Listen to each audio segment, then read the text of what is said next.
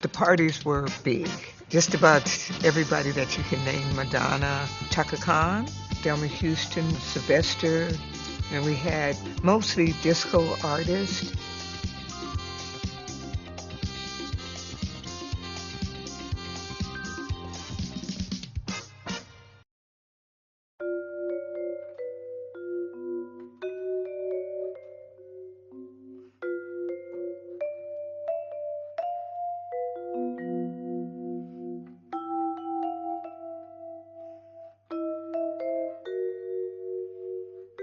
Well, I walked into it. It was a corner bar with sawdust on the floor, a pool table in the center of it. Well, it became the end place for African American gays primarily. It was a safe place. Um, I hear the stories, like I said, still to this day.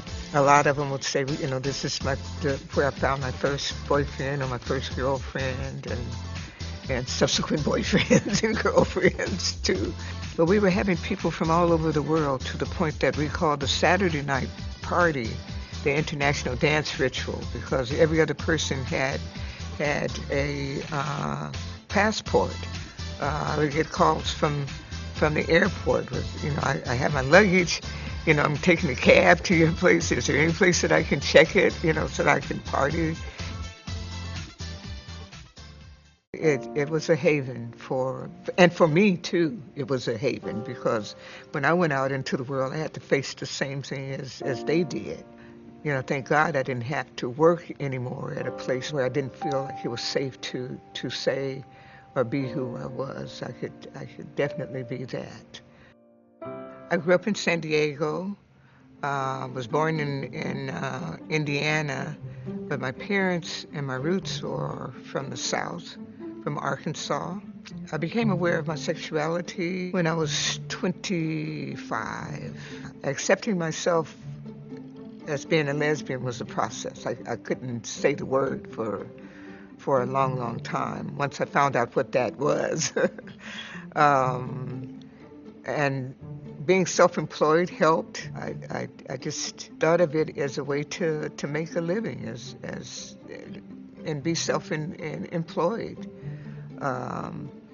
But I did realize that, just being a woman, because women couldn't tend bar then, in 1973, unless you owned it. Yes, my club was hassled by LAPD on a regular basis until the AIDS crisis. And then they became a little bit afraid about coming in and maybe touching or somebody breathing on them or whatever. So I always say this was one blessing out of the AIDS crisis for me, as well as other folks too, from being stopped and harassed out on the streets and that, simply because they were gay and African American. But yeah, they would walk through with their guns and rifles and stuff drawn and say they were looking for somebody and threaten to close the club. But I didn't really come into my own where I knew and loved me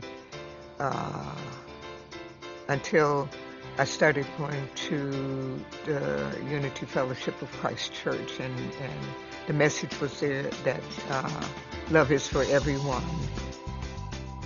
I really think that patience and perseverance and loving yourself through whatever it is, and in this case about being homosexual, it's the same thing. Don't beat yourself up, and don't allow anybody else to beat you up either.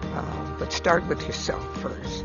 And I did. I had to go to the mirror many times to tell me that I loved me, because I didn't think that I was lovable to anybody. So practice, practice, practice.